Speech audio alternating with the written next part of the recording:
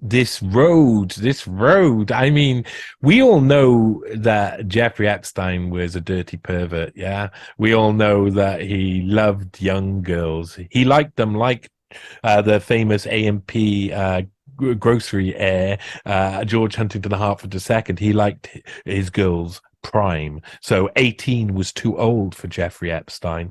And he built up a network. He was more than just a child trafficking pedophile, but he built up a network that allowed him to see girls and have girls brought to him on a regular basis.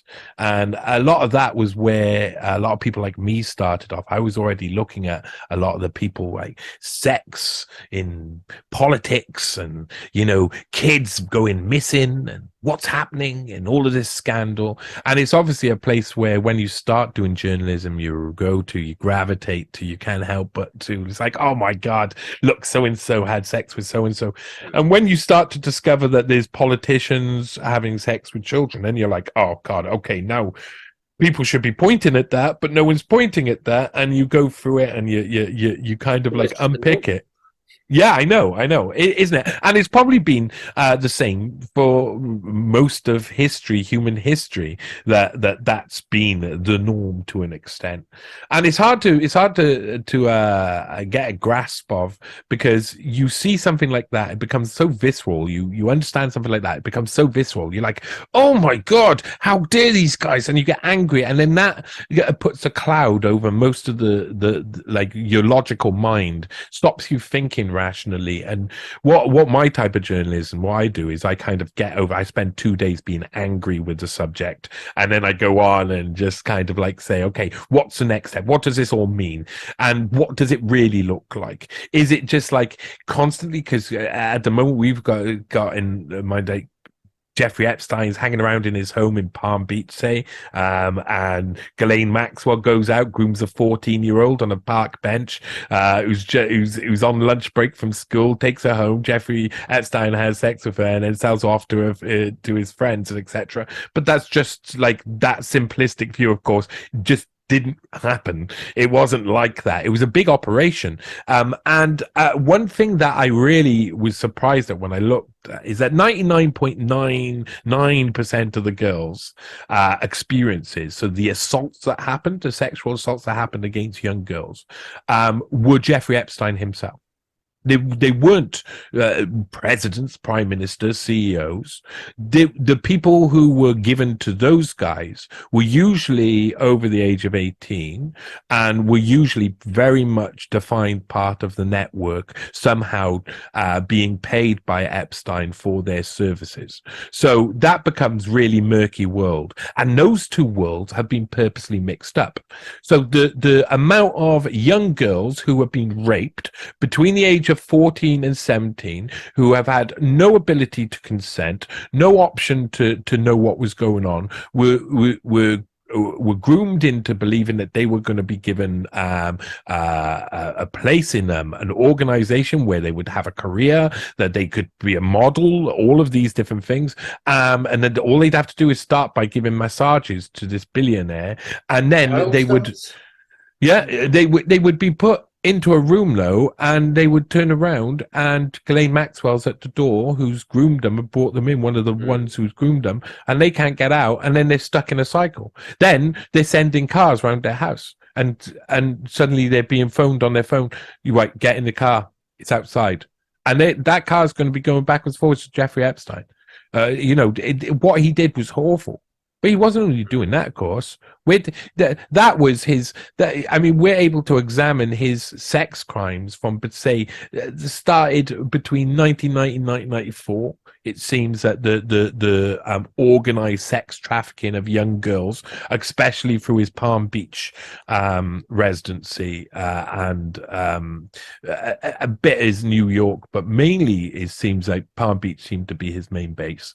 That started between 1990 and 1994 properly, and become really so organized and systematic that by 2004, 2005, when Epstein was being rumbled, when the first time the police had to react properly to an accusation against him and an investigation began, Epstein, if you had just looked at the past 10 years from that point and said, from 1994 to 2004, how many crimes did Jeffrey Epstein commit against these girls? Just against these girls, not anything else, not all of his espionage. You're It's up there talking. with Savile.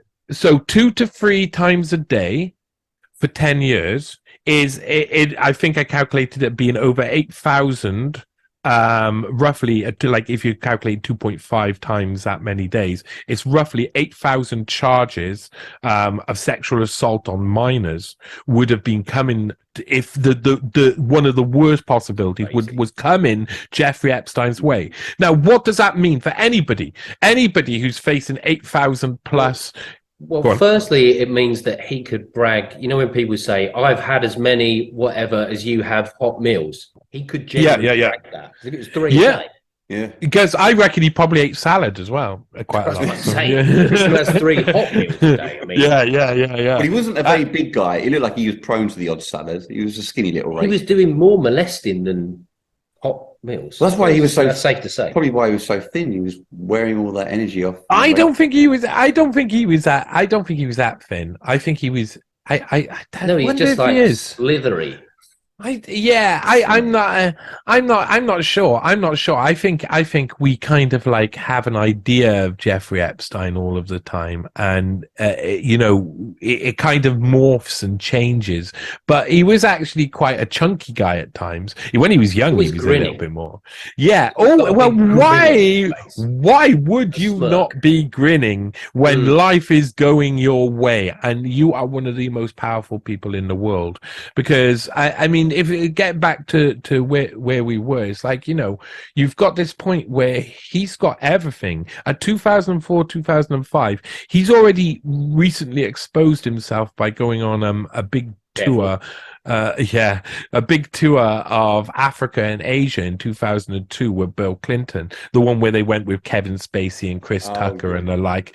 That one meant that he had exposed himself to the press, and the press were now asking loads of questions, and that eventually led to speculation in the press, accusations of press cover-up later on, which I'm not sure is completely there are things that will be unraveled within this trilogy that will make more sense of what happened after 2004 2005 and why it ended in Jeffrey Epstein's death, because Jeffrey Epstein was one of the most connected men in the world. He was a extremely fascinating person to concentrate on and look at. But these articles are not about Jeffrey Epstein himself until we get to the third, a little bit in the second, and definitely in the third part of this series. This is about someone who's supposed to be supposedly opposite Jeffrey Epstein, on the opposite team. The girls who were being abused all needed legal representation.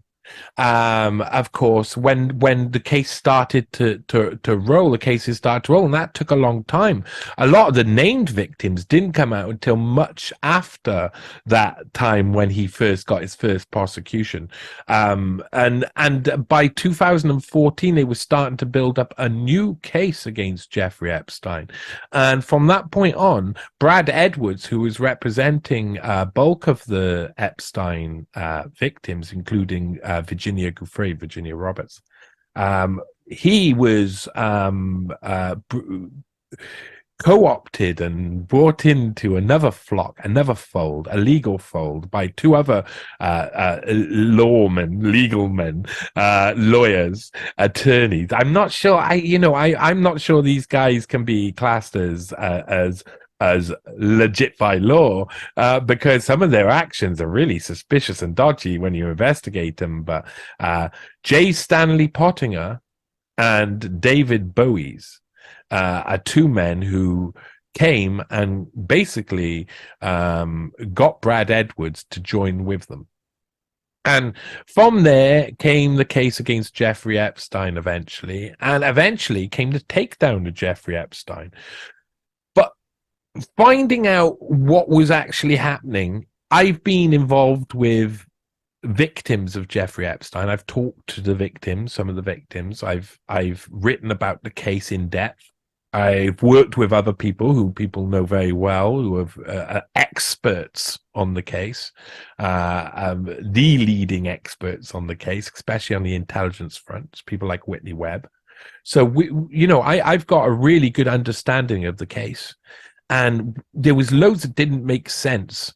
And there was certain things that happened in the past year that made me say, I don't understand what's really going on here.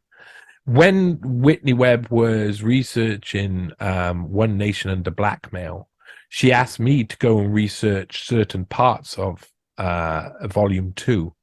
And doing that, I was like, well, I know what I'm going to see already. That's how I felt. I feel so naive. I felt, I know what I'm going to see already. I know the Epstein case inside and out. I'm going to research this, and it's going to be this, and this. I know the order of things. I know how it all goes. This will be easy. And it took probably about 5 weeks, 6 weeks extra than I expected it to take, because I just kept finding things that I didn't expect to find. And discovering that when one of my jobs was to analyze all of the witness statements that I could find in the press or actual evidence, and kind of understand the pattern. I already studied FBI profiling for pedophiles. So to understand the pattern of how a pedophile works, you basically pigeonhole pedophiles under certain type of categories. And there's basically two main types of category. There's situational pedophiles and there's preferential pedophiles. Preferential pedophiles prefer younger mates. They see young people as potential mates. That's what they see. That's their preference sexually is to children. And of course, situational pedophile is different. Will have adult relationships, will mainly be in relationships with adults, will find adults attractive, but situational pressures will cause them to offend. They will suddenly I need to exert, I don't have power in my life over here, so I need to exert power over someone who doesn't have power in a way that cannot fail. That's the psychological idea of how situational pedophiles come. And then in those categories, there's different categories of offenders. So one of then you've got Epstein. Well, he's of his own. He is Human Savile. Very slim. There's a very slim category. It's only 1% of preferential pedophiles are sadistic preferential pedophiles. You see, most preferential pedophiles actually, and I know this is probably hard to understand, but their mind is obviously busted in some way, and they see themselves as rightly in love with a child. A preferential pedophile, most of them, the 99%, will say, I love this child and she loves me. And I can give the best to that child, and the child loves me back, and it's a proper loving, and that's how they rationalize it in their mind.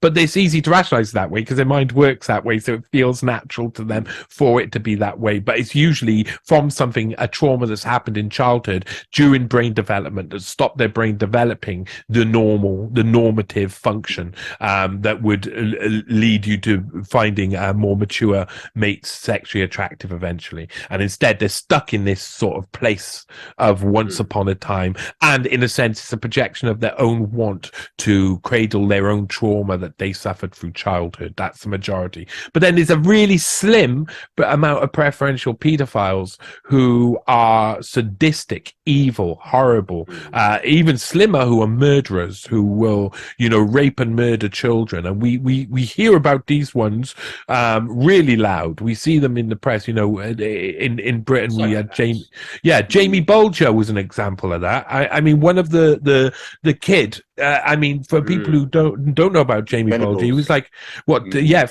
3 years old, and the one guy, I think it was Venables, was the one who was he was the sadistic preferential pedophile. So you can see the difference. One's led, he might not even be a pedophile. He's he's a kid. He's in a situation has coerced him to doing this behavior.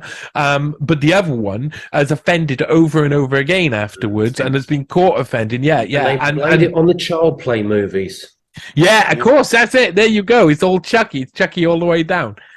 So yeah. I mean, trying to catch up. And this is a complicated case. So explaining this sort of stuff, you have to often explain how pedophiles work and what the different type of pedophiles are, and where Jeffrey Epstein and Ghislaine Maxwell were, because it's really rare. Where female pedophiles, we already know, is less likely. It's not completely rare. Some people believe it's more common than actually believed, but that women can hide it more because they have much more closed access to children. I don't know if that's true. And by the looks of violence and aggression, it seems to be 8 times more likely in a man. So maybe that's in relation somehow, like sexual violence or abuse is like somehow related. I don't know about that. But Ghislaine Maxwell and Jeffrey Epstein both seem to fit into they're narcissists, they're sadistic, preferential pedophiles. They combine together and they might have sex with each other, but they both have a preference for younger partners of about the same age. So for them to link up together makes a hell of a lot of sense. Now, for Ghislaine Maxwell, it might not have been like all sexual stuff. It was like a sexual power. She would get turned on by the power she had over other people. So bringing girls to Jeffrey Epstein was a sexual kick within itself in that sense. So him as well, I feel like. Yeah, most definitely. So there's want to call them a dream team. No. They don't want to. They don't want to find each other. No. They are, the nightmare duo. But completely. If they're pedophiles, they're a dream team of pedophiles. The Ghislaine Maxwell and Epstein, that would be the best way to describe them. If your goal is to groom and molest as many young girls as possible, then these guys are possibly some of the best in the world who have ever been caught. Because she's such a key component of it as well, because being a female, she could get, it was mostly young girls, right? I mean, she was getting the young girls' trust, and then she's like, you described, her just kind of by the door or watching or whatever. Yeah. They most of them, I mean, this is repeated. It's kind of impossible without her. We got to go on, but listen, this is repeated over and over in witness testimony, and this is the point I'm trying to make now with explaining a lot of this as well. When you see repeated over and over again that girls went into a massage room, found a naked Jeffrey Epstein, or Jeffrey Epstein in a towel, then he's revealed naked, they would turn around towards the door as the first thing they would do nearly every time. It's like an automatic reaction.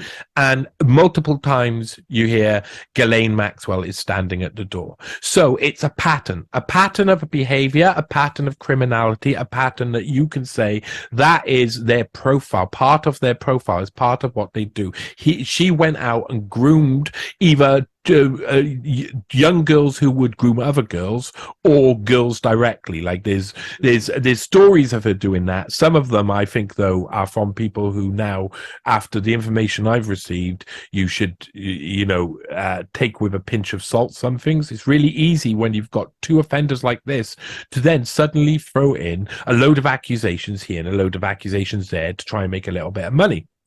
Now, here's another bit. These people, this criminality, this profiling means there's cycles and there's patterns. And then you can see when the patterns don't match. And this is where it started. Some of the behavior of one victim, supposed victim in particular, caused a load of events which led me to say, I've got to look at that anyway, because I've seen that there's not only like an extremely repeated pattern behavior within the criminality of Jeffrey Epstein and Ghislaine Maxwell, but there's some things that don't make sense. Some accusations and some statements people have made that are not their criminality, they're not in their profile at all, do not fit them at all, and it doesn't make any sense. And some people have said an array of things that just completely break the profile, and that's so rare within offending. Within offending, is offenders offend the same way nearly all the time. Jeffrey Epstein had it done his way so he could have things his way all of the time. It's really hard to hear the same evidence over and over again, then hear something that's completely different and not notice it. And that led me down a road which then made me question something and have to look into something. And that led me to a person who seemed to be central. And this is why it's so important. I mean, I'm so happy to be talking to you. This is the first time that I'm able to, on record, say this out loud. This has been 8 months in the making, but longer than that. I mean, I've been heading towards this for a while, and I think this is potentially my seminal work. I did amazing work on Klaus Schwab and stuff, and people really appreciated it and said, "Oh, that's some of the best work I've ever seen." This stuff is going to go beyond that. This stuff is really about fundamentally exposing massive parts of the Epstein conspiracy that haven't been fully shown to the public, because the public have been given this idea that Jeffrey Epstein was a child trafficking pedophile. Only look at that.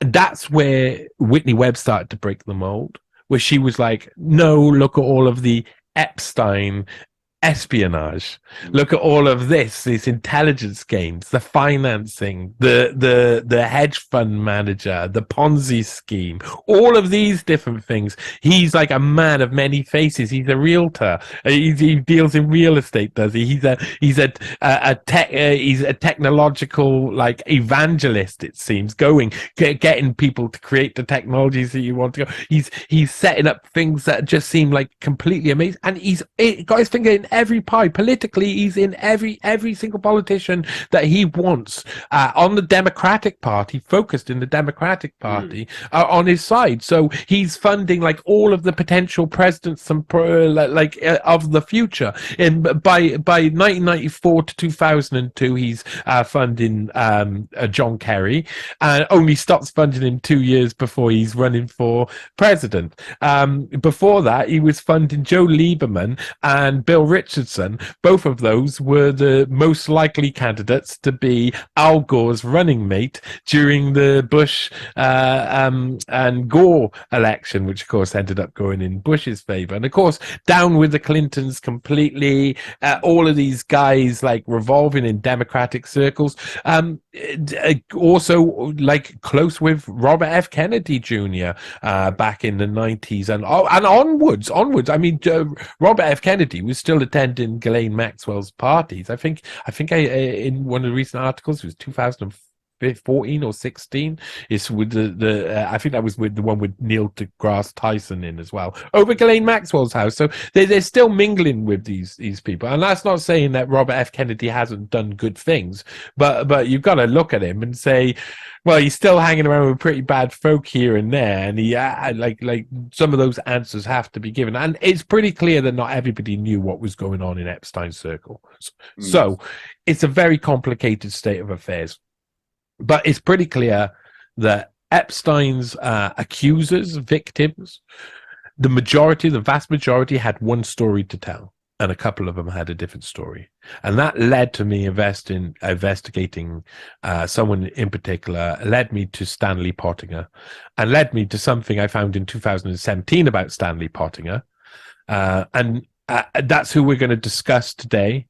And for the rest, because the first article in this series is called The Pottinger Identity, and follows Pottinger's early life, says a bit about his father, a bit about his brother David Forbes Pottinger. He's got, I mean, extremely. I mean, you guys have read the first article. You're the first people outside a very small network to have read that first article. You'll see all of them first. I mean, the first one's like, wow, what an amazing adventure. The second one's like, oh my God, who are these people? And the third one's like, you just can't even believe that this is real anymore, and it isn't. It's all made up. I'm in this it's gonna be the Pottinger identity, Pottinger supremacy, and the Pottinger ultimatum. We're heading towards the death, the takedown of Jeffrey Epstein, and we're looking at the main man, the central person involved in not only the takedown and eventual, obviously, cover up of Jeffrey Epstein's death while in custody, but this guy signed off Watergate. He signed off the Kent State Massacre. He signed off Martin Luther King's assassination. He signed off where he was involved in allowing like some COINTELPRO sort of deal between George Bush and George Bush's CIA getting the rights to use domestic surveillance on American citizens after the assassination of Orlando Letelier on Embassy Row in Washington. That was part of the Operation Condor, which was then used as an excuse to surveil domestically. We'll talk about that today as well. And there's a load of other things he did. And we'll talk about those in the future. Loads of other, including the Iran-Contra scandal being central to that and other things. This man, eventually, he's one of the main representatives for all of the victims of Jeffrey Epstein. And of course, why would the CIA not want their top guy standing above it all and deciding what's happening?